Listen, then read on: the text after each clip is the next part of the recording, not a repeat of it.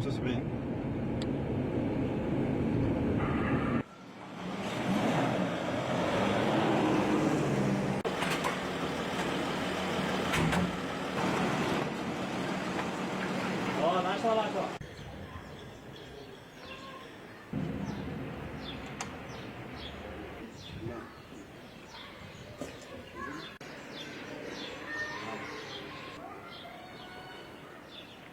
في إطار مكافحة الجريمة بشتى أنواعها، لا سيما مكافحة عصابات الأحياء والاتجار بالمؤثرات العقلية، تمكنت المجموعة الإقليمية للدرك الوطني بجيجل ممثلة في فرقة الأمن والتحري للدرك الوطني بتكسانة من شل نشاط 8 أشخاص ينشطون ضمن عصابة أحياء خلقت حالة من الرعب في أوساط الساكنة، أين تم ضبط أسلحة بيضاء من مختلف الأنواع والأحجام، بالإضافة إلى حجز كمية معتبرة من المؤثرات العقلية ومبلغ مالي من عائدات ترويج هذه السموم.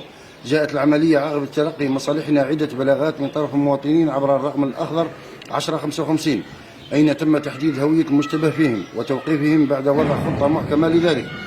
سيتم تقديمهم أمام النيابة المختصة إقليميا في قضية الانخراط في عصابة أحياء وترويج المؤثرات العقلية.